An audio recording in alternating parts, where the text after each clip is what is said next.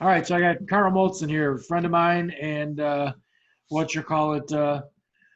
just hang out and I posted today on social media that there's a bunch of times that we're supposed to go to a ball game or something like that, and we just never get it together. My friend, that's not going to happen anymore. I'm going to make sure that we get out to a damn ball game when we're supposed to. We missed all those opportunities to do that. And now, I'm talking to you on a screen. And this is like the first non-mask conversation I've had with anyone except for my wife in like a year. Right. And it's not in person, but it's still, I feel sort of naked. Right. So you're in Rogers Park? Is that where you're at? Okay. So there's so much weirdness about this whole thing, and then the way that everyone's acting about it, and it's geographical too, right? Like, seems like the further I go towards the city, the more masks I see. The further I go away from the city, the less masks. Generally speaking, yes. Right. And I don't know, like I don't want to I have a position on it for myself, but I'm very much on the plane of like, I want to have my position for me, and then it's frustrating that other people don't see the light, but that's not my job to make them, you know what I mean? Like, so they do what they do, and I'm not going to bitch. There's people that I see on the weird thing, the thing that's really strange to me is I get it that you can't sacrifice anything for the greater good. I get it. Okay, you can't do it. You're that kind of person. It is what it is. But can you not post it on social media? I think you can impose your beliefs on, because it's not just you. You can be selfish and be like, I'm going to take the risk. I'm going to take the risk, and if I get sick, I'm going to beat it. I'll be fine. But it's not just you. It's right. All the people that you can send it to. It's their kids. It's their parents. Their grandparents. Generally speaking, like I'm in Rogers Park, in my neighborhood, pretty good. I mean, if I'm walking down the sidewalk, and I have my mask half on or something, and someone's walking down, we'll both put our masks on just to walk past each other on the sidewalk. Sure. But, when I take the train to school, and you get on the train, and it's always kind of the people that you really would like to see masked without a pandemic.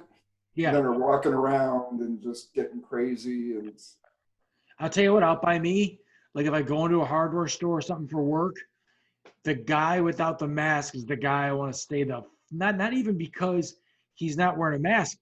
It's because he's not wearing a mask, but like, if you're not wearing a mask, that means that you're doing everything like this. You're for sure the problem. So like, I got to stay the fuck away from you. And then I got him reaching over my shoulder to get something. I'm like, are you fucking kidding me? Like, get the fuck away from me.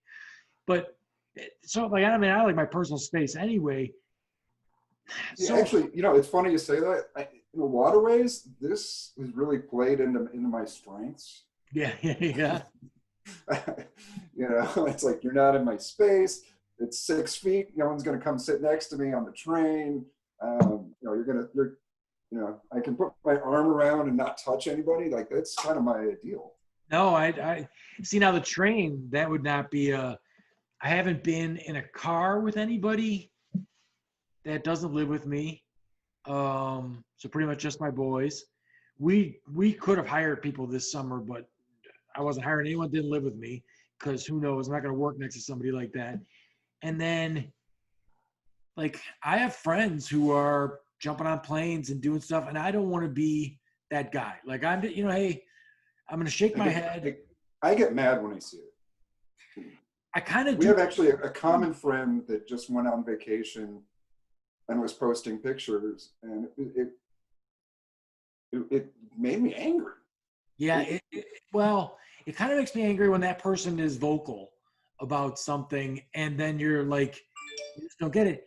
And my situation is that I look at it, I don't know, like, I'm judgmental as all hell, I guess, because I look at someone and I'm like, if I see a girl and all it's like, 5 selfies a day and stuff. What are you looking for? Sorry, Kelly was in here. I'm sorry, go ahead.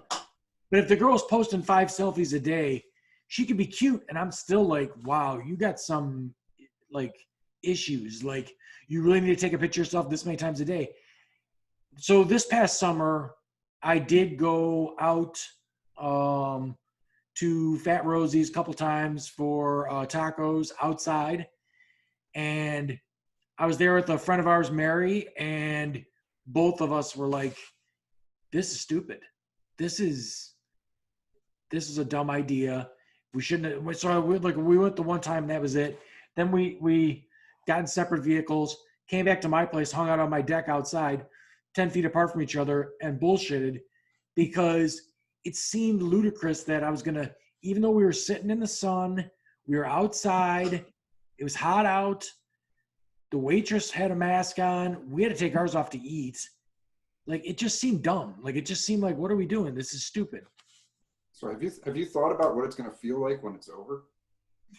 Oh, so we were talking about that with my sons, right? That, there was prohibition, and then there was the what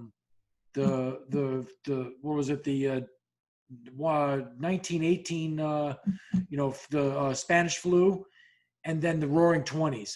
Because once that shit was gone, and I'm telling you, I'm gonna go a little bit nuts. Like, it's gonna be a party at my house. Like, if I don't have 15 parties in the summer, I'm gonna be upset because it's gonna be like the half of the South suburban area. I'm gonna do something because this is insane. I don't like not having connection with people. Like, to go out. I like to have a conversation, right? I like to, and I mean, a lot of that's tough to do anyway because if you go out to a bar, you got to holler over the music or the people and everything else. So, like, I'm fine with. We were doing it before the pandemic, probably 4 times a summer, 5 times a summer. I'd have 8 to 12 people out, have big dinner out on the deck, conversations and stuff like that. And for me, that's fun. Open some bottles of wine, some people smoke some weed, do whatever you want, but have some nice food. We were just barbecuing out, that kind of stuff. But I don't know. Like, I've always been the quality of life, not quantity of life. So, like, got to have a good time. But I'm still able to, I keep equating it to the Marshmallow Test. I don't know if you're familiar with that or not, with the one with the little kids. So they took these little kids when they were in kindergarten, and they said, all right, we're going to give you a marshmallow. Put the marshmallow down in front of the kid. We'll give you one marshmallow now, or you got to go over there for 20 minutes and wait, and then you can have as many marshmallows as you want. Most of the kids take the marshmallow right now. A couple of kids, a handful of them, wait the 20 minutes and they get as many marshmallows as they want.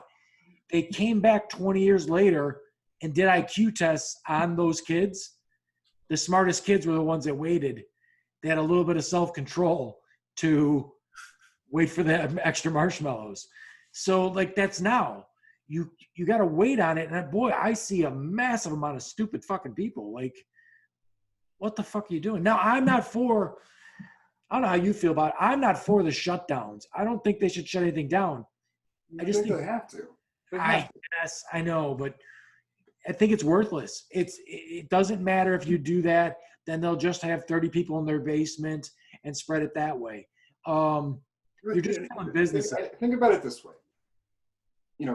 Back almost this time last year, almost a year ago today, if they had just locked it the fuck down, everything, right. Nobody works. Nobody, right. If you're not working in a hospital or delivering groceries, yep, or maybe picking up garbage, but probably not even that. It works. 99% just locked down. Like, if you walk out on the sidewalk, you're getting arrested. Right. Yeah.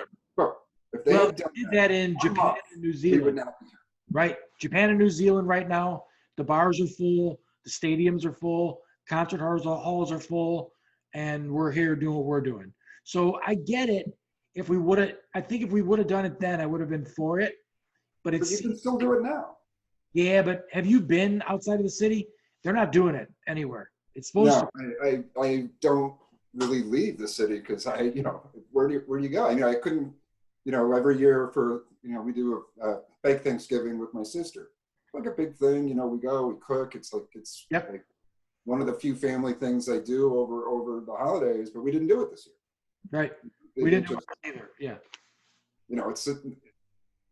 it's just not safe. She has some health issues. She has some comorbidities. Kelly has some comorbidities. Yeah. Just to hope. It's like one of those things. It's like, well, I would really, really like to go and have the nice meal and open a couple bottles of wine and shoot the shit. But Show off some of them cooking skills you got. yeah, I'm working on that. I'm working on it. Yeah, no, we'll talk about that a little bit too, because that looks pretty cool that you're going to culinary school. So that's pretty awesome. So, but so they're not enforcing anything. If you go to Frankfurt, all of the chain restaurants, they're closed, but the small mom and pops, all of them are open, and all of them are full of people. Like, it is just, and I don't like people. Are you rethinking your patronage of those places that are open right now? I mean, if you drive past and see they're open full of people, do you? I don't know, man. I'm trying to balance that out. Like, so these are people who they make their mortgage by running that restaurant. So it's a tough one to really balance because, I mean, I wish they could adapt and do carry out and all that other kind of stuff. I don't want people's businesses to go under, but I do feel like if pushed to a ultimate, like, got to choose one or the other, man. You can recover from being bankrupt. You can recover from being completely in debt. You can't recover from being dead, or even just the thing that they don't talk about with this COVID shit is the 5 times the amount of people that are dead are permanently disabled from this. So to me, that's a crazy thing, because if you want to, and especially if you're going to get rid of pre-existing conditions. Yeah, right. Got Obamacare, so I mean, this is going to be the greatest pre-existing condition. Yeah, and it is too. They've already done 6 successful double lung transplants for COVID patients. So I mean, this lung scarring thing is a big deal. So for me personally, I'm a dude in a wheelchair. I am not that afraid of it. I don't ever get sick.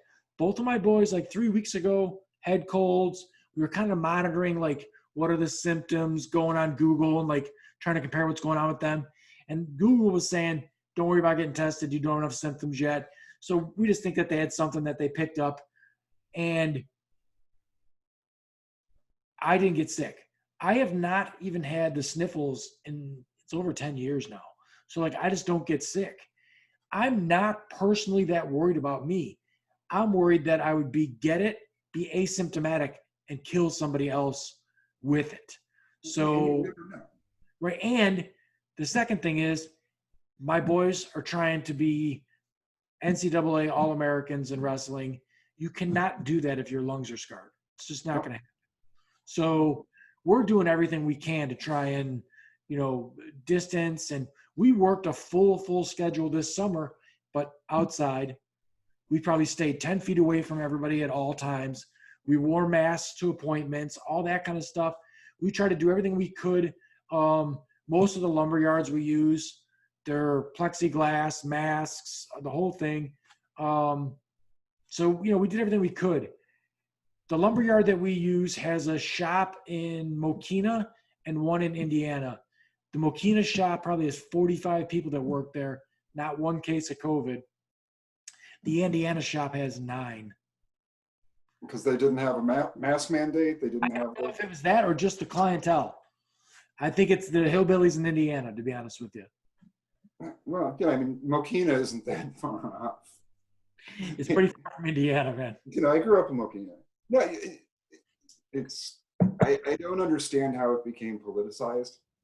It's kind of, because COVID does not give a fuck who you voted for. It really, really doesn't. It doesn't, but I think it's like, I hate to be like cynical, but I always wanted a disease that killed stupid people. And here we are. I think you got it. I think you got it. Right. But then, how does Trump, Giuliani, like how does the whole host of characters in the West Wing all get it and nobody dies? Now, I mean, come on, Trump. Well, Herman Cain was it Herman Cain? Herman Cain Yep. died. The Was it 999. Carson or Herman Cain? No, Herman Cain. Herman Cain. I Okay. like to make that joke because when Herman Cain died, I think Marco Rubio posted a picture of him talking to like Ben Carson or something like that. It's like, I'm always gonna miss this guy. Or one of the Yeah. The other black guy in the administration. Yes, somebody. So anyways, right. But so yeah, Trump killed Herman Cain. Which, It's like Star Trek, or a horror movie. Who's going to die? The black guy dies. the black, the token black. It's like every 80s horror movie.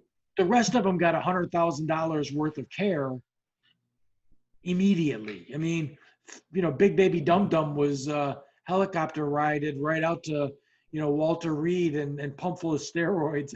I mean, a megalomaniac. Karl, I'll tell you what, man, this whole presidency has been it's honestly been fun for me. It's really been a fucking good time. I hope to high heavens that this guy tries to stay in the White House past January 20th. I mean, did you see Pelosi? Pelosi is like saying she's going to like personally drag him out by his tiny little hands. Yes.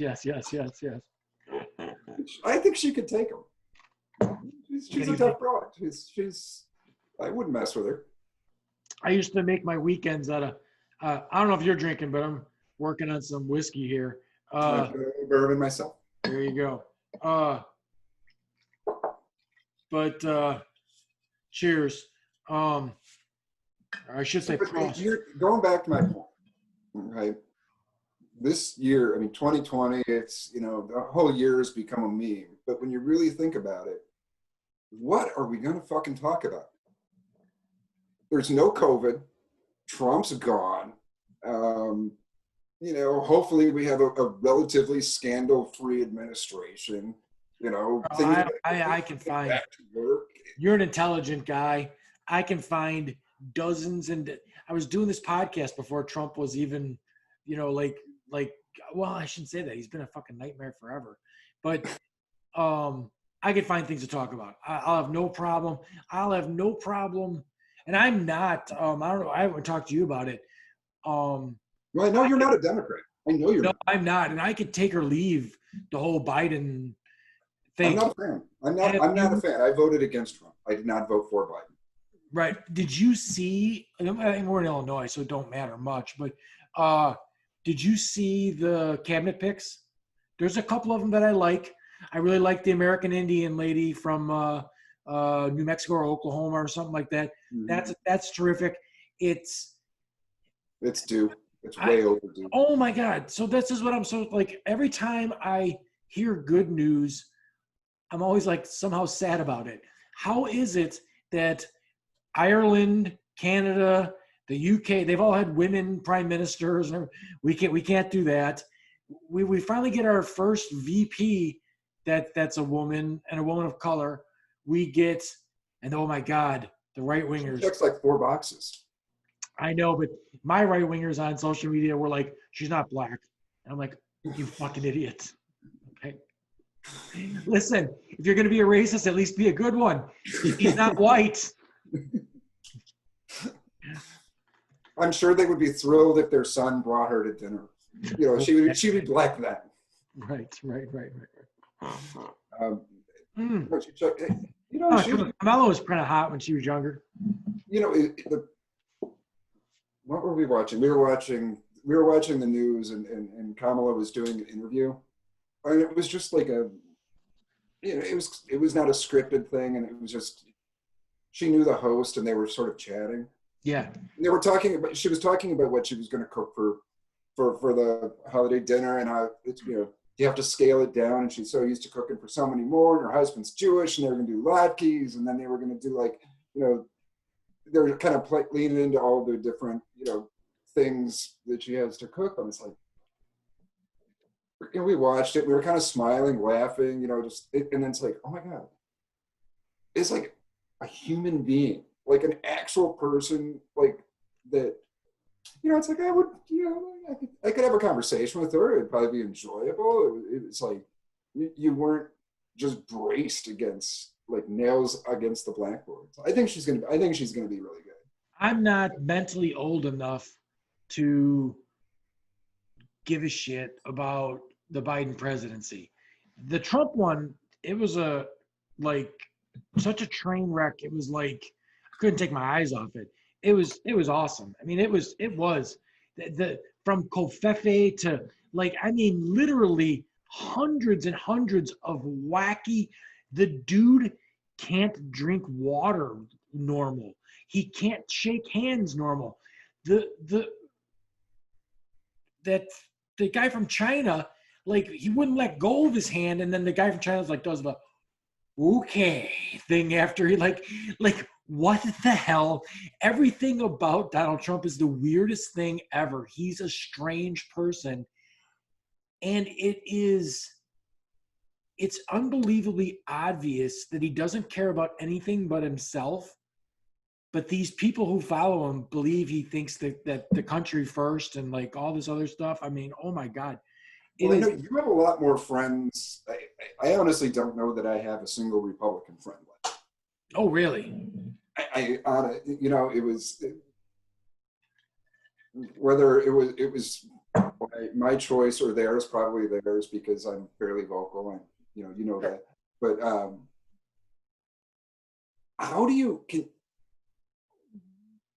do you maintain a friendship with someone who supported this, who continues to support this, who denies COVID, who claims that Biden did not win, who denies that the Russians just performed this hack, who all these. Yeah, right. No, it's so crazy. I mean, just the Ukrainian phone call by itself, and it's like they live on another planet. He literally said, "We have your military aid, but I'm going to need you to do me a favor, though." Like, this is a transcript. There was a senator who they ran that by, and he's like, "Oh, you just added though." He's like, "No. That's exactly what he said." He's like, "No." And I'm like, "Yeah, that's what he said." Like, that's exact. It's pretty much the whole ball game right there. And the Trump administration released that as, look, perfect phone call. I believe that's an actual quote, a perfect phone call. Yeah, right. Just totally insane. And still everything's okay. I mean, we grew up in the 80s. Remember how bad the Russians were in the 80s for all of the Ronald Reagan Republicans and everything else? And wasn't it easier with the evil empire, like communism, like us versus them? When the wall fell, it's like, it's harder when you don't have a real stalwart enemy right across from you. So the whole thing doesn't make any sense to me. There's a documentary on Showtime on the Reagans, and it's outstanding. There's a couple of people from like his cabinet that claim he's a great president and everything else. I remember getting on social media the first couple times and seeing people talking about Ronald Reagan in these glowing terms, and me thinking, where the fuck were you? He didn't care about black people. The guy wouldn't say the word AIDS for years and years and years during this thing where all these people, it was worse than this is a hoax and stuff like that. He just was acting like it wasn't going on because there were gay people dying. Yeah, it was gay cancer. Yes, yeah. Right. And then Ronald Reagan is the start of the downfall of this thing, because he's the first president that was outwardly open about, I'm for corporations, because we're going to give them money and then they're going to let it trickle down to you. Nixon, by comparison, was actually a better president. Right. I mean, he was more corrupt, but he was actually, he didn't start, he could have ended Vietnam, he didn't, but he didn't start Vietnam. Sure. his tax policies were actually a little better. Right. I mean, he's sort of like the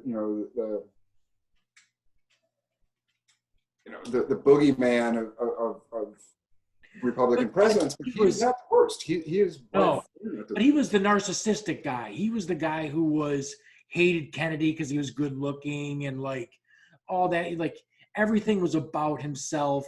And then there was also that little bit of crazy, right? Where he's like taping people and fucking like a little bit of nuts. And then he was crooked, right? Because he was sending people in to break into places and fucking find dirt on people. He's kind of Trumpy too. Have you listened to the podcast Bagman? No. And I've seen it, but I have not. I've been on a side. It talks about his vice, Agnew, his vice president, who brings corruption. I know she doesn't play for the the right team, but I have a little Rachel Maddow crush, and but she does such an amazing job. What do you mean she doesn't play for the? Oh, she doesn't play for the she's not a girl. But she's a woman, but she right. But I mean, she likes women, right? That's what you're saying. Yeah, I think she's. Okay. I don't know if she's married or pregnant, but I've got no shot with her. Is what I'm saying. Well, and my wife would be. Yes, probably something to say about it. Right. But I think she has a little Rachel crush too. But no, but seriously. Do you find her attractive physically? I mentally. Yes, so I dig that. Right, I totally dig that. I can find a woman mentally attractive, but if But she has the mole on her neck, which is the only thing that keeps me from being, because I'm a very shallow man. It can take one small thing and ruin the whole package for me. Did you see Shallow Hal? No. Oh God, watch it. I know of it, but isn't it the one where he winds up seeing people as they are? And yes, it's awesome. It's awesome. And Jason Alexander's in it, and there's like a supermodel that's all into him, and he's like, but her second toe is longer than her big toe. He's like, did you see it? The damn toe. Oh my God. Okay. Yeah, that's. I think I've seen like outtakes from that. But there you go. But yeah, so Rachel Maddow, which I don't. I kind of avoid that sort of like. I used to think years ago that I needed to like check in and see what Sean Hannity says, and then check in and see what Chris Hayes or Rachel Maddow or whoever's on the other side would say. And I've come to the conclusion that that's just a fucking waste of time, because they're all just going to say whatever makes their side look better. Or I think Rachel Maddow, I've watched it once maybe, or like little parts of it. I think she more or less she doesn't lie by admission, but she only reports what makes the one side look bad. You know what I mean? And both sides are shit. So I'll be very interested to see how, the MSNBCs, the CNNs report a Biden administration. Right. And I hope that they hold Biden's feet to the fire to the same degree. Mm-hmm. I mean, Trump's such a shit show that they don't have time to report on anything else. The right-wingers out there are screaming that all of the left-wing media wants to get rid of Trump. Well, they do. They do. But there's a certain monetarily, they're going to lose. Like, people tune in more to left-wing media now to see, because they know they're going to report what Trump's doing wrong. There's no sense tuning into Fox, because I mean, Lou Dobbs is working the Shaft and the Twins the entire show. So it's like you're never going to see Lou Dobbs say anything negative about the president, even if he's fleecing the country as he is. You're never going to see that. But have you seen the Fox retractions about the? I saw some clips on YouTube, but I didn't even click on them. I've been on a science kick. I've been listening to a lot of like Neil deGrasse Tyson, some chemists and stuff, like podcasts like that, just trying to take my mind off, because I'm really waiting for January 20th. If he doesn't stay or barricade himself in that bunker or something good, then I'm gonna be let down. Like, is there a part of you that really wants to see like the Secret Service, like, check on their watch, Mr. President, and Citizen Trump, you got to get the fuck out. No, I want it way worse than that. I want him to put a call out to all of the MAGA bros, all the fucking what's the Proud Boys, all that other bullshit, and I want him to like full on. You want insurrection and just beat them? Yes, I want. Hey, it's on TV for me, man. I'm not going there. I want bloodshed.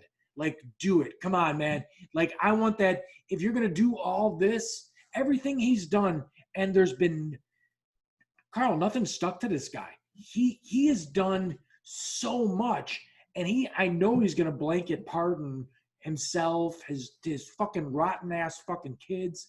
I mean, all of the things, I don't know. There's a huge upside to this. There are times when I seriously think he is a Democrat there to destroy the Republican Party. He has done so much bad. Look at these people. He called that fucking blobfish from Texas, the senator, the guy that grows the beard because he's so ugly. Who's the senator from, not the guy who ran against the young guy and won? The guy who beat Beto? Yeah. I don't remember his name. I don't know why I can't think of his fucking name now. But so Ted Cruz, no, not Ted Cruz. Yeah, Ted Cruz. Ted Cruz. Okay, so Ted Cruz. He said Ted Cruz. Looks like Eddie Munster. Yes. Well, the other guy looks like Eddie Munster, the guy who quit. The guy who was the House majority, the young guy from Wisconsin. Paul Ryan. Yeah, Paul Ryan. That's Eddie Munster. But Ted Cruz is in the campaign. Donald Trump said, your wife's ugly and your dad killed Kennedy. And he is totally carrying water for a guy who said this. Now listen. He was going to argue his case in front of the Supreme Court. Yes, he was going to go to the Supreme Court and argue a case that has no case. Listen, I'm not. You're a lawyer. I'm a lawyer. There was no merit to any of this. So, okay, let's talk about that. Okay, so here's the thing. The Supreme Court kicked it saying no standing. Okay. Standing basically means that you're the aggrieved party. So if you're not the aggrieved party, then you don't have standing, or you're not the proper person to bring this lawsuit. Yeah. Okay. So they kicked this because Texas was basically suing Wisconsin, Michigan, Pennsylvania, the swing states that Biden flipped back. They're saying that their improper vote tally diluted Texas's contribution to the Electoral College. Yeah, right. And so that was their harm. And, the electoral process within the states is left to the states. It's not a federal matter by virtue of the Constitution. Right. But in interstate matters, there's one area that the Supreme Court is the court of original jurisdiction, meaning that's the place that you bring suit. Normally to get to the Supreme Court, you have to start in lower courts, move your way up, and then they're going to hear the decision. Yeah, right. But with state to state, it's not. And the reason for that, I read about it, was that back in the day, if one state was like ready to go to war with another state, the Supreme Court. But then that became the precedent. The Supreme Court pretty much says, listen, unless it's something you're ready to go to war about, we don't want to hear about it. Well, in this case, they just said Texas didn't have standing because they didn't. And in this case, I think it was Alito and Thomas and somebody else actually wanted to hear it or didn't want to kick it on standing.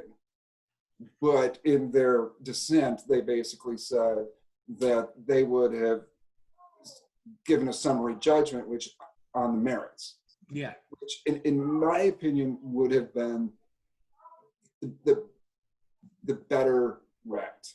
Because when they said, well, we're going to kick it because of standing, so now they say, oh, well, you didn't hear it. We haven't had our day in court. But had they said, okay, come on, file your briefs, and then it's like, get the fuck out of here.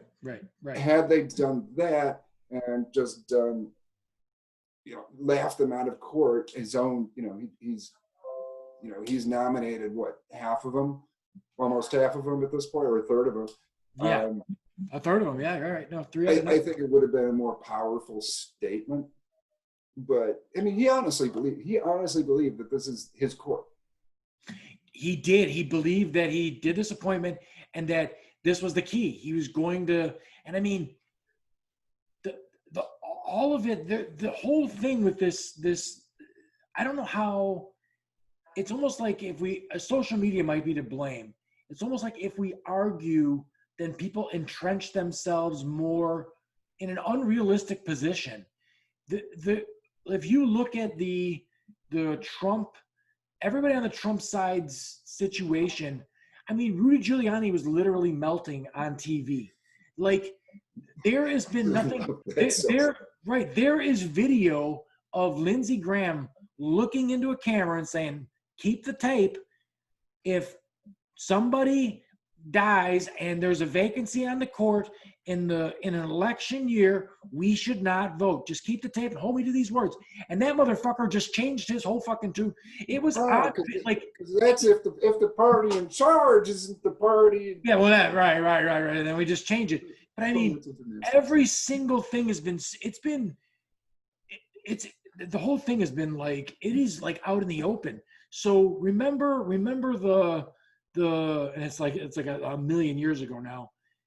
We're in 20 years, like. But the campaigns with Mitt Romney and John McCain and everything like that, and the Republicans would always have this like bullshit high moral ground, where the family values party, and you people this. Well, they're also the fiscal conservatives. Yes, all of that is gone, just gone. Like, there's no. This guy has put us like $6 trillion in debt, and he has done nothing that's conservative. So that's the sad part, the conservative part that you bring up. He made me realize that I used to argue a lot about ideology with people on social media, and I thought that was healthy, right? Because the reason that I have the ideology I have isn't because someone told me it was right. It's because it makes sense. It makes sense that if you give consumers money, that stimulates the economy. If you give billionaires money, all you did was circumvent the consumer part of it, and you just gave them the fucking money. That's stupid. So, I'm sure you've seen the same studies. If you give $100 to a person, a working person. It doesn't even have to be, a working poor person. I mean, it can be, somebody making, $120 a year, which seems like a lot of money, but they're still living paycheck to paycheck too. Right. That money goes into the economy and it circulates, 4, 5, 6 times. Right. And it's taxed 4, 5, 6 times. Right. Not only does it generate, more wealth for individuals, but it generates more tax income back to the state. But if you give a tax refund to the rich, it's like, oh, I'm just going to throw this on my fucking pile of money over here. Yep. And it doesn't circulate once. Well, I mean, and we found out what they really do. Down doesn't work. Go figure. No. And if it did, they would hire plumbers to stop the trickling, because that's what they do. They find out how to get a better bottom line. With the blatant actions of this administration, we saw firsthand what wealthy corporations do with tax breaks. They turn around, they take that money and they buy their own stock to drive the stock price up so they can compensate the CEOs with even more money in CEO compensation. So the display of greed. You know who Richard Reich is? Yes. Oh yeah. Little short guy. Yeah. He was he was Clinton's guy. He did a tweet, and I didn't fact check it, but I trust him, and I don't think he would do something like this if it wasn't factually accurate, because he's kind of nebbish in that way. But if the billionaires, America's billionaires, could give every American $3,000 a piece and still be richer than they were before the pandemic. Yes, right. So if you get stoned and you start really talking about how the economy works and how money works, you almost start thinking, what are we even doing money for? How is the, you really, if you took all this money and you gave it to the bottom, it just goes right back to the same spot every single time. Walmart gets more, and Amazon, it all just goes there. That's where it goes. It doesn't, this, they're doing a, boy, they have fucked up this whole stimulus. You can't even call it a stimulus bill. They took a bill and combined a government spending bill with a stimulus bill, and they're cutting Americans $600, which I have no fucking clue why they're even, why even do that? Just don't even cut anything. It's offensive. It's, you know, But what I understand, the Europeans are really getting close to a guaranteed minimum income. yes. So basically, every citizen is going to get, so America say, every man, woman, and child is going to get $2,000 a month. Now, okay, so you're talking about UBI. Yes. Have you, when I first heard about UBI, I was like, oh my God, my conservative friends who turns out I only have like 3 of those. I have like 40 people who are Trumpsters and they're not conservatives. And then like 3 people who are like, we need to balance the budget and shit like that. But their heads are going to fucking explode because you're literally saying, give people who don't want to work money. And it's like, what's the Reagan quote that I'm sure somebody else wrote? If you start paying people to be poor, though, there's going to be a lot of poor people. Right, which is nonsense. Which is is not what the science bears out. No, so it doesn't. But so your take on UBI, when you first heard it, you were like, that sounds like a good idea. When I first heard it, I was like, when I first heard it, it kind of blew my mind. Right. It's like, but what we were just talking about, if you give that money at the lowest levels, it's going to circulate and recirculate, and especially if there's all of a sudden if people have a little expendable income on the bottom where they can buy clothes for their kids, they can buy groceries, where all of a sudden you don't have people working at Walmart but still getting SNAP because they're not paying a livable wage, a living wage. Now people are working not to survive but to succeed. So okay, so for me, what broke it for me was Andrew Yang, and I watched a podcast where it's long. Oh, the math guy? I forgot about it. Huh? The math guy. The math guy, yeah, right. The guy who like embraced the stereotype, right? He's like, I'm Asian. I'm Asian. I like math. Yeah, right. So, hey, that's the way to roll. If you want to market something, embrace those stereotypes. But so he's on a podcast, and I'm like, I got to check this out because I keep hearing about UBI, and to me, I think everybody projects their own feeling onto like what people will do, where everybody's different, right? I, in 2003, broke my neck. I'm paralyzed from my armpits down, and I managed to figure out in a couple months how to get dressed. And what I did was get my ass back to fucking work, because what happened in the situation was my ex-wife, my wife at the time, unbeknownst to me, signed me out of workman's comp 2 months before I broke my neck. So for 7 years, I paid through the nose to workman's comp. It's ludicrously expensive. Right now, my workman's comp for my small crew runs me about $1,800 a month for works. It's a big part of the overhead that we have. We don't even advertise. We stay busy and we don't advertise. But seeing the work you guys do, it's unbelievable. You know what? It's because the objective in that work is not to make a bunch of profit. The objective in that work is, this is the limited time I'm going to have with my sons to do this work, because they're going to go to college to be engineers, and then they're not going to do this work. They're going to have desk jobs and do that work. But if I'm going to have this time to do that, then we are going to do these projects that are going to, and they are. I mean, I I've literally, seen the pictures. I've seen. I'm jealous. Like I am so. they We come could talk out about that outstanding. for two Most hours. people, right. The pictures don't do it justice, but most people that hire us to do a job, the constant is this completely exceeded our expectation of what we thought we were getting, which is great. But my sons get to do this great work. We get to work together. It's stressful at times, but otherwise it's fine. But so that'll be over with. So like I'm enjoying this right here, and my objective is to make sure that they can do carpentry at a level that is beyond, you know what I mean? Like, so the jobs are outstanding. We've been really lucky to get these clients that they're spending 30 grand on those canopies that we're building. So they're getting their money's worth.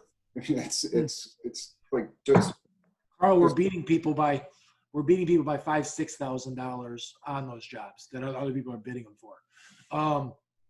So, and I'm fine with that. We're still making a buck, and I'm go back to UBI. So but the UBI thing, right? Let me guess what you're going to say, and you tell me. And you know, I've known your personal story, which is impressive because it's just objectively impressive. And you're thinking, faced with this incredible adversity, you sucked it up. You found a way. You got back to work. You didn't have to go on the government team. Right. And so you find it objectionable. Oh, no. That's not where I was going at all. Actually, no. Yes, I see what you're saying, but no. I was projecting the fact that I want to work on everybody. That everybody, if given a choice, if you take a inner city kid who has no opportunities and shit education, and you pull them out of that situation, you say, listen, I am going to teach you how to operate a crane, and you're going to make $90,000 a year. That person will work his ass off to get that great job to make 90 grand a year, and he will show up on time. He'll do everything he's supposed to do. The problem isn't that they don't want to work. It's that a lot of times in their neighborhoods, there's no opportunities, right? Like your best opportunity is to wipe asses in a hospital for $9 an hour, and then you still qualify for fucking welfare. So it ain't that you ain't working. It's just that you ain't working for enough money to not be, most of the people that I met when I broke my neck in the hospital, I was astounded that someone had to show up to work in scrubs that they bought. I broke my neck, man. I had a halo on. I atrophied so bad I couldn't pick up my arms. For months, I literally had to have someone dress me, help me take a shit. Everything else that was going on with my whole body was still happening. I was still eating food. So these people were taking care of my every single need. So you start to talk to them. I mean, when the woman is seeing me naked, 50 times, it's time to have a conversation. So we start talking, and we start finding out that they make $9 an hour. And I cannot believe that you get on a train, you get on a bus, you come to the hospital, you work a 10-hour, 12-hour shift, and you make $9 an hour. How the fuck is that? Shit for $9 an hour. Right, you literally wipe asses for $9 an hour. How the fuck is that even a thing? Like, you would think the shittier the job, that like you would get paid something, like enough to live on. And then if you're all of this is wrong on every level. If you're a capitalist, if you're a guy who's like, I want to make money, I want the economy to go well, all this other shit. Listen, man, I owned a construction company. I had 5 guys working for me. My quarterly tax bill was fucking insane. The checks I was writing to the government were ludicrous. I don't want to write checks to people for people's welfare that are working full-time fucking jobs. That should not happen in this country. You know what? We've been arguing about a $15 minimum wage for so long, it should be 20 already. I'm already done with this. This is the dumbest shit ever. We live in a country where that fucking baked potato Bezos makes $18 billion. He's going to have 200 billion this year or something like that. He's going to be a fucking trillionaire by 2026. We live in a country like that, but then someone who's working 50 hours a week still qualifies for welfare that I got to pay for out of my check. So all I was saying, the UBI. I want to tax him because I live on the far north side of the city, and I go to school down in Englewood, which is pretty far south, like 64th and Halsted. Sure. So I spend a good amount of time on the train, and it's some rough hood down there. Oh yeah, no, it's believe me, all my friends at school tease me because I am, which of these things is not like the other. Yeah, like a middle-aged Jewish guy walking around Englewood. But I made some,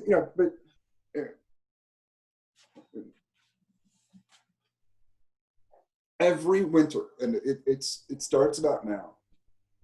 It is the most depressing thing because you get on the train and you have a hard time finding a place to sit because there's so many people sleeping on the train. Oh wow, it's cold.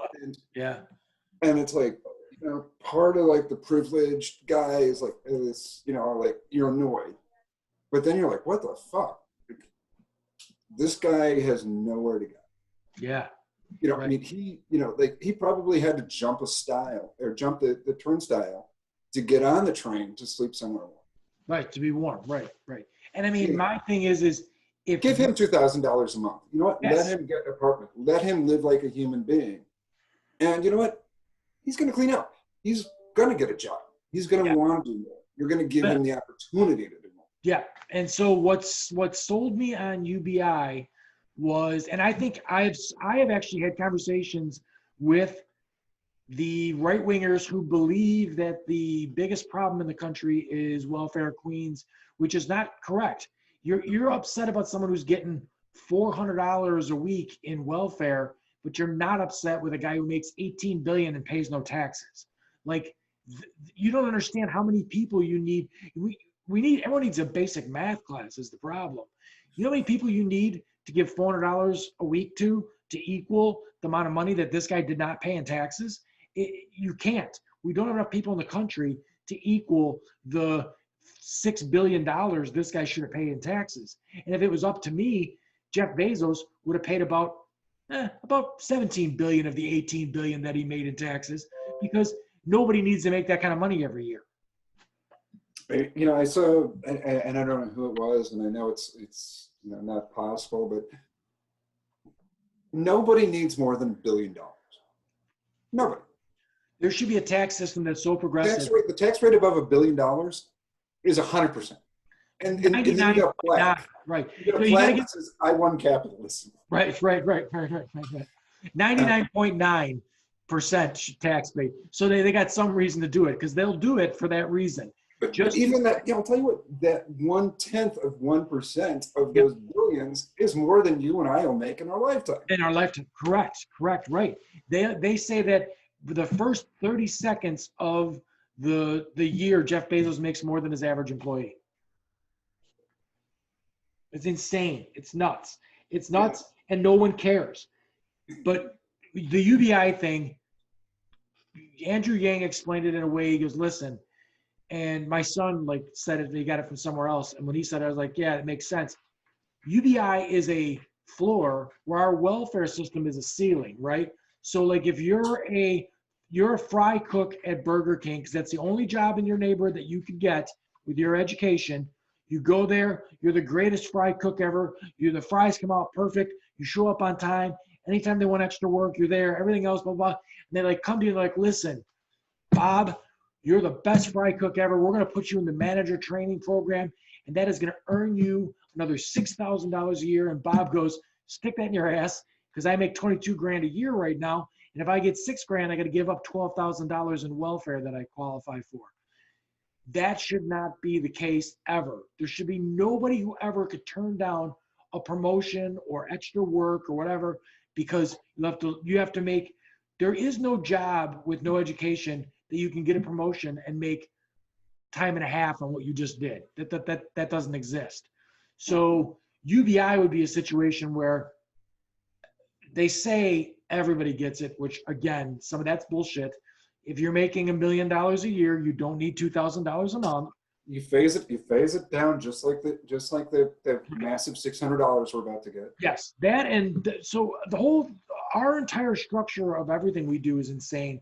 A friend of mine is a attorney for an insurance company. He makes a fucking shitload of money, and he's like, Bill, right around April, the 1st of April, I get a big raise. And I go, what do you mean? And he goes, well, 1st of April happened. Yep.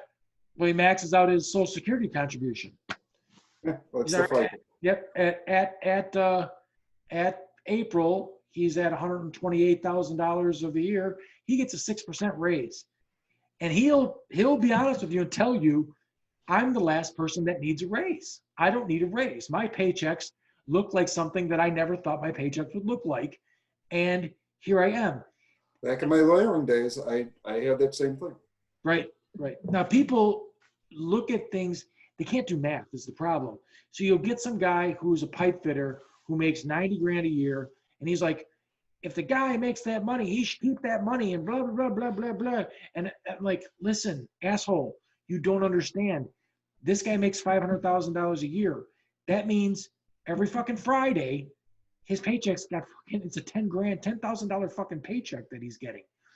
He's like, really? And I'm like, yeah, because you can't do math, dude. Like, your paycheck is $1,500 every fucking Friday. His is fucking 10 grand.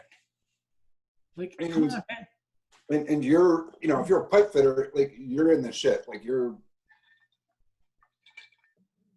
Yeah, literally in the shit. But, and that's actually, one of the things that, I'm interested right now is really when they talk about trade schools versus, 4-year education and like the education disparity. I've learned a lot about it going back now, because I did what we were all supposed to do, what, they all told us we were supposed to do. I went to a 4-year college. Well, that's what I went to law school and I was fucking miserable. But, yeah. And now going to, a trade school, culinary school is a trade school. Actually, law school is a trade school too. It's just a fancy trade school. Yeah. But,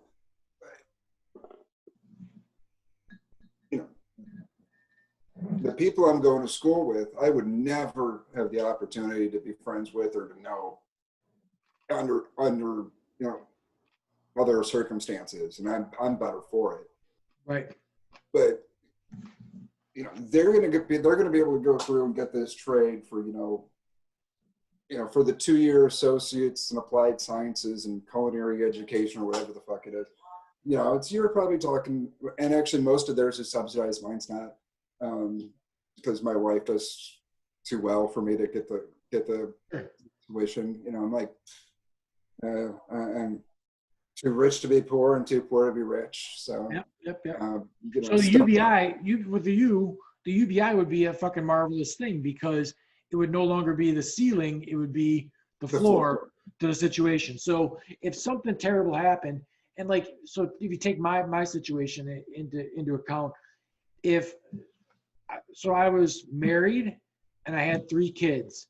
If I and my wife would have gotten $2,000 a piece a month as UBI, well, I would have given me more time to try and get to a position where I could get myself together as far as that goes, because I was like straight up, I had $1.2 million in hospital bills. We had to liquidate property. We had everything to do to get even. And then I had to be like, I have 3 kids. How am I going to pay for college? I got to go. I got to get this shit together. And my wife was in the breeze as soon as, I got home anyway. So I needed to eat also. And food stamps for me, it just wasn't an option. I just couldn't do it. And I just didn't, I spent that time sitting there doing nothing, and you start to go stir crazy. You start to go nuts. So I got to get to work. I got to find something to do. And that's what I did. Now, my experience as a young guy was different than yours. I remember like sophomore year, some of my friends were going to start looking at schools and stuff like that. And I said something to my dad about going to look at a school. He goes, "What the hell are you talking about?" And I'm like, "Well, I had to go look at ISU or something like that. Some of my friends are going to go down there." And he's like, "You're not college material. You out of your mind? You're not going to college." And I'm like, "Oh, okay." And I mean, I thought my dad was looking out for my best interest. So I'm like, I guess I'm not going to college. And then I focused on, the trade stuff and everything else. And I'll tell you what, I was immensely happy with my life at 24. You know what? I need a new drink. Can we pause? Oh, yeah. Okay, give me 1 second. I'm gonna go refresh. Get it. All right. But so what I was saying was I was immensely happy. My life was building stuff. Work was going great. I enjoyed being, the contractor guy. And yeah, I mean, I couldn't have asked for a better outcome than what I had going on. We were, snowboarding out in Vail and Tahoe, and every winter it was like I had it figured out. I was literally complaining to someone that life wasn't challenging enough 3 months before I broke my neck. Right. I was sitting in a bar and then life smacked you upside the head. Oh yeah, broke my fucking neck. And literally. So but I was sitting in a bar and I was like talking to my buddy, and I'm like, dude, remember the days when you had to scramble when someone asked you to do something and you needed to make money? So you're like, I think I could do that. I think I could build that, house with the turret on the front. I think I can. I don't know if I can, but I'm going to give it a go. And then you did it and it worked out. But there is nothing out there anymore that I can't build. There's nothing out there I can't build. And I go, I like a challenge. And everything that I did in life was something to do that to myself. I'm a guy who fishes, and I did at one time. And instead of just fishing for whatever's, easy to catch, I'm fishing for the lion, the muskie out there in the lake, that kind of thing. So and honestly, I'm 17 years out now, 17 and a half years out. This breaking my neck thing has been, it totally sucks. I don't want to joke around about that, but it's hard. It's, there's all kinds of mental things you got to get over as far as vanity and ego and pride and just the machismo thing. I mean, if someone gave me lip before, I'd gladly, let's go out to the parking lot, let's throw some knuckles. None of that shit's going to happen now. So I got to deal with that. I mean, I was at a poker game with that same friend, and this guy next to me is giving me lip. And this buddy of mine is laughing. And the guy's like, "What's your problem?" And he goes, "He used to shit bigger than you, and now he's got to take shit from you." It's fucking hilarious. And I'm like, yeah, it's funny. It's real funny.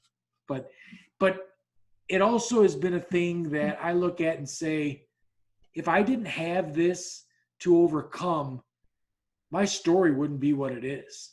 So I kind of revel in it. I kind of look at it fuck it, let's give it a go. No, I mean, to a much lesser, it's not comparable, but, it's I was a lawyer, and I was the guy that got the 6% raise in April. I was that guy. Right. And I was miserable. Right. But I made the decision, and going back, going to culinary school, I am so much more fulfilled doing this than I was doing that. And I mean, you knew me in high school. I was the kid that was always going to go to college, going to go to law school. I mean, that was, my dad was a lawyer, my sister's a lawyer, I'm going to be a lawyer. And I hated it.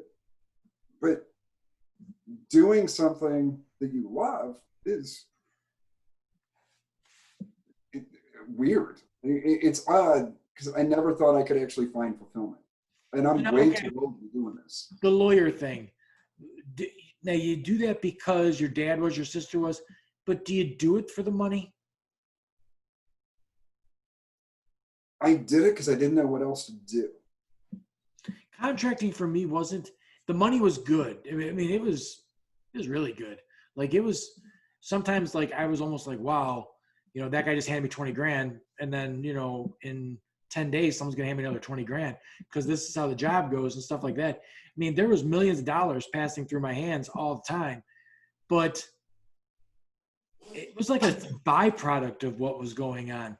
I enjoyed the life. I enjoyed showing up at the job at 6:30 in the morning, laying stuff out, waiting for my guys to show up, go to work. We'd work 10-hour day, and then I'd go to sales appointments, and like I enjoyed it. I used to make a point of taking my guys, and I always hired young guys because I wanted them to do it my way. So I had old guys that would apply, and I'm like, I just can't. I don't want to be an ageist guy, but you're going to know something that you think and I don't want it that way. So, like, I'm not going to argue with you about it, but, like, I'm going to hire these young guys. So I hire these young guys, and I would make a point of, like, on a day that we really got something done, making the guys stop. I go, look, all that stuff that's up, that you did that. It's all straight and level and square, and these people are going to enjoy it forever. That's the job. Like, look at that. That's cool. But the money was the money, so it came. So like I enjoyed the whole lifestyle of it. I mean, I enjoyed it on Fridays. If we were on a job that was like a framing job on a house and there was no one around, I would send one of the guys for a case of beer. And we would sit on the job, drink a case of beer, clean up real good so no one knew we did it.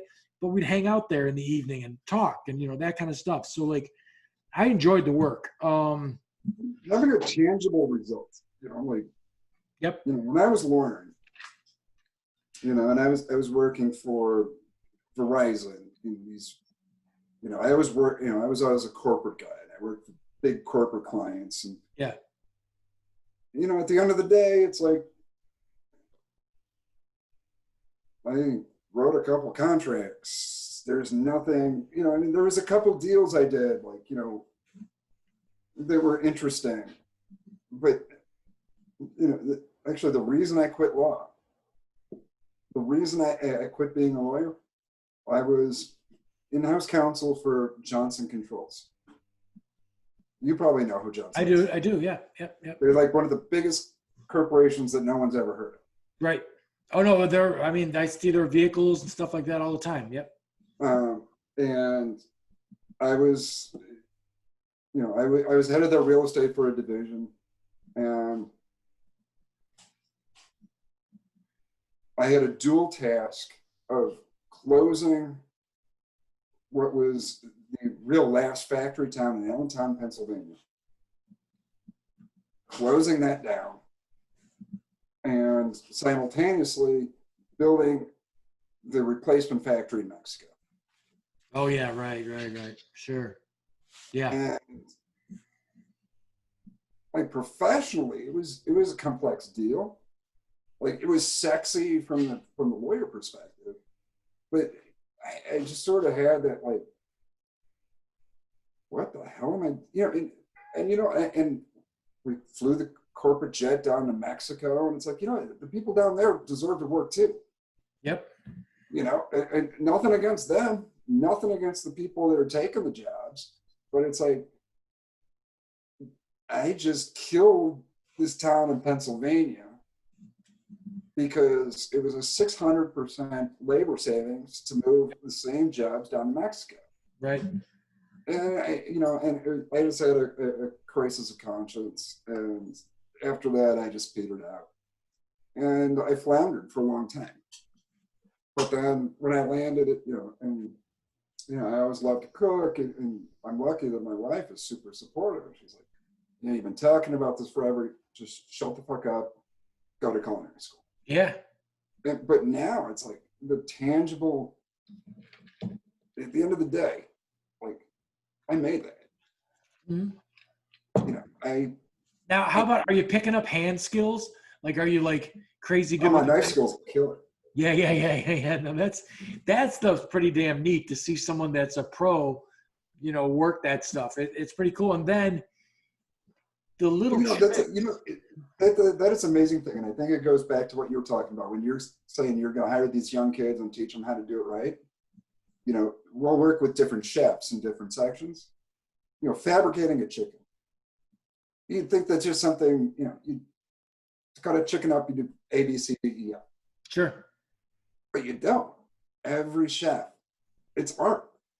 And every one of them has a different way. And the good ones will say, well, this is the way I do it. Listen to the other chefs. Find your own way. Sure. But, Now, see, my dad, he was a butcher at Dominic's. And when that guy started, they'd bring that half a cow in there, and then you had to butcher the thing. And I think that they ruined that job because now it's all done in Mexico. It all comes here already cut into steaks, already cut into everything. It's in boxes now. Now all they are is guys that unbox shit, wrap it into the foil or the plastic and put it on the tubs and put it in the counter now, because that job just is, like you said, it's 6 times, even with the transportation cost, it's a 600%, labor difference from there to here. Now, that leads me back to the politics thing. So Donald Trump has been the crazy, it's almost like I gave my Republican friends way too much credit because I thought they believed in something. Like I thought they believed all of these, Donald Trump came along and he made it that these NAFTA and TPP and all these things somehow became Democrat. They were never Democrat things. They were your thing. You guys wanted a global economy. You wanted free trade with the whole world. And Democrats, well, not the stupid Democrats, but some of the more intelligent people who looked at this and said, how in the fuck are our manufacturing employees going to compete when in China or Indonesia, someone will work for $2 a day and this guy wants to make $24 an hour? Like it doesn't compute. It's cheaper for us to pick all the cotton, put it on a ship, drive it to China, make all the freaking clothes in China, put it all back on a ship and drive it back here again and unload it than it is to have you guys make t-shirts. So this was a Republican thing that we did that destroyed manufacturing in this country. Donald Trump comes along and starts putting tariffs on shit, and they're like, Democrats destroyed the manufacturing businesses. Listen, you asshole. No. And we're the consumer country of all countries. We have like 4% of the world's population, but we buy 27% of the world's shit.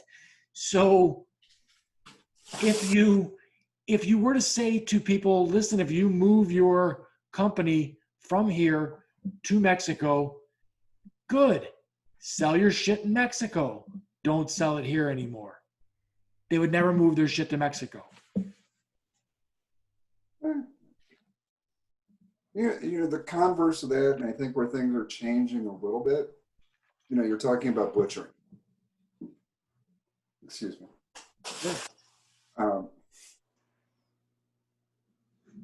I think, and we tease it because it's sort of the hipster movement where things get so localized, it's a little ridiculous. But, like a butcher. Yeah. You're finding people rediscovering the value in a local butcher. It's like, okay, if you want to go to Jewel and just buy whatever crap they have prepackaged, mm-hmm. You get what you pay for. It's going to be what it is, and it's not going to be that good. But you go and you find the local butcher, the actual guy with the blood-stained fucking smock, with the forearms like this big, Popeye, yep. And you go to him and say, I want a crown roast, and you can tell him what you want, and this guy is going to go and he's going to fucking attack that carcass, and he's going to. It's an art. Right. Oh, sorry, I was going to grab my cat. I'm jealous. But, and I think people are rediscovering a value in those things. Yeah, sure. And it's like, and I think that's where we need to get back to, and I think that's, and I think it goes back to, the basic income, where people can survive, and all of a sudden, you know what, I can be a butcher, I can still pay rent. Yep. And now, if I'm going to buy something, I know where it's coming from. Yeah. I Right. know where it's sourced. And I'm going to support Love all the that shit, guy man. down the street from me to do it. Right. You know, and he's living well. He's my buddy. It's like, you know, I can have a beer with him down at the bar. And all of that money recirculates and it generates a better life in a local life. Right. Right. Right. Because you're gonna have people doing things. You know, are there going to be certain people who take the universal basic income and say that's enough? All right. Yeah. I guess you could work it if you had a household that had 5 adults in it. And I'm okay with that because I don't know if you've been downtown lately. No, not since the pandemic situation. And I mean, I was pretty much down there. You would be shocked. Okay, Kelly, my wife Kelly, she works like Michigan and Ohio? Lake, Michigan and Lake. If you go, it's a tent city. It's like a fucking Hooverville. There's sure. Yep. Right. It's unbelievable. It's like, do you remember when we were kids? You know, when we like back in the, you know, when we were in junior high school, where the loop, you would come down to, there was no loop on the weekend. Right. You know, like Friday after work, it was vacant. Yeah. And then you know, you had this revival and people started moving there and theaters and restaurants and it was great. Sure. It's dead. And every fucking in stuff for a door, somebody living there. Yeah, no, right.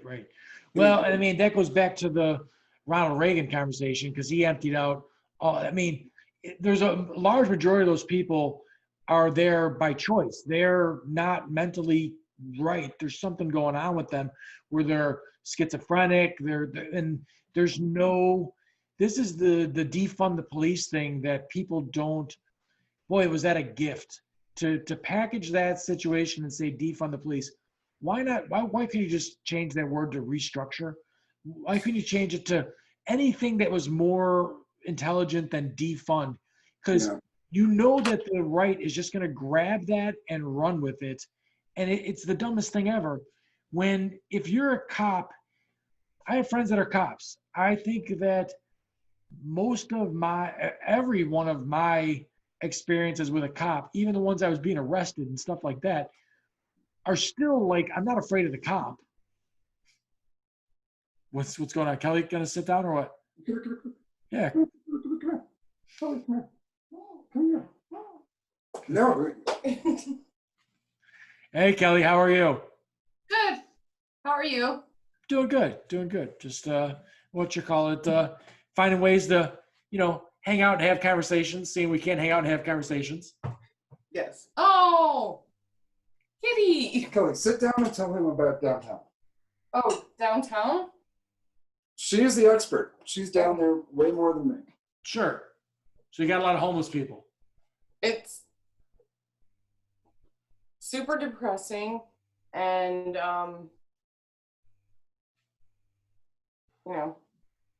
I still smoke, and walking down Randolph, it's ridiculous because I can't, I get harassed, and just the people laying on the street. It's so sad. Yeah. I've pretty much told my office that I can't go in anymore. For one, I have the comorbidity thing, but yeah. So. Right. No, so that's rough. I mean, have you seen an uptick since COVID with the homeless people? Oh, for sure. Really? Huge. That's weird. Like, why? Because if they emptied the shelters or something like that, like, why would there be more homeless people when there's? Not that, like, I guess people getting laid off, but like, I would think the general people that get laid off that are not, there's not something mentally going on with them, that they would just collect unemployment, they would collect welfare, they would figure out a better way. No, they haven't. It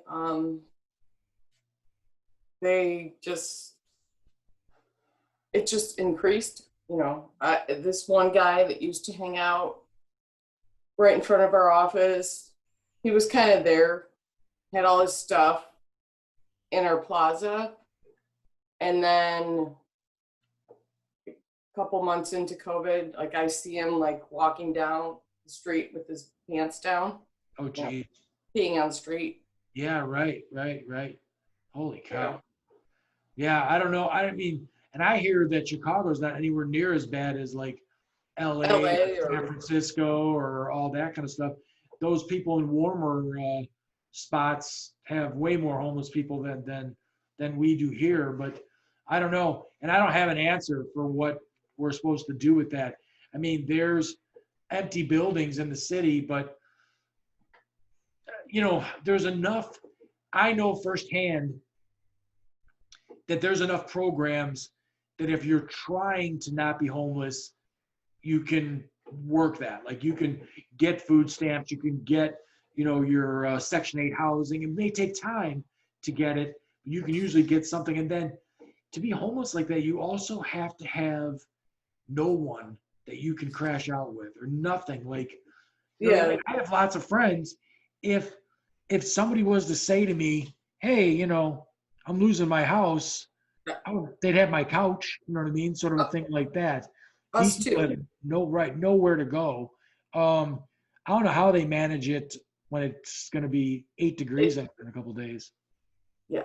No, we had a friend that like recently, had COVID and, she has a dog. So we're like, well, really not the best, but, you're welcome to our couch. Mm-hmm. Yeah, it's just it's just stressful. People I work with are honestly kind of freaked out. Someone got flashed when they were coming off the metro recently, so it's just real fun downtown. Yeah, I'm sure. That's something I'm not familiar with. I'm out in the sticks. I mean, Karl's laughing about Mokina. Good Lord. Mokina's like the big city compared to where I live. I live out, I'm straight down 57. I'm almost in Kankakee. Oh, wow.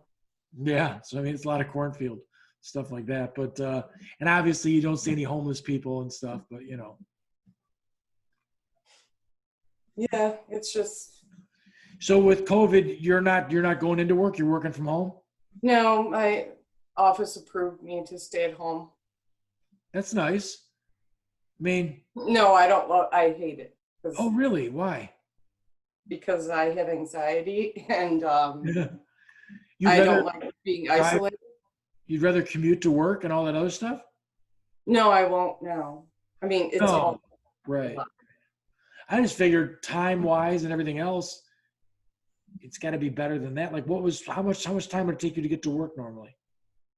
About 45 minutes. Yeah, so each way, right? So then now you don't have to do that. So that's saves you time, right? Yeah, and the thing is, I go into the office and can't really interact with people. So yeah, right. Kind of what, but Karl's laughing at me.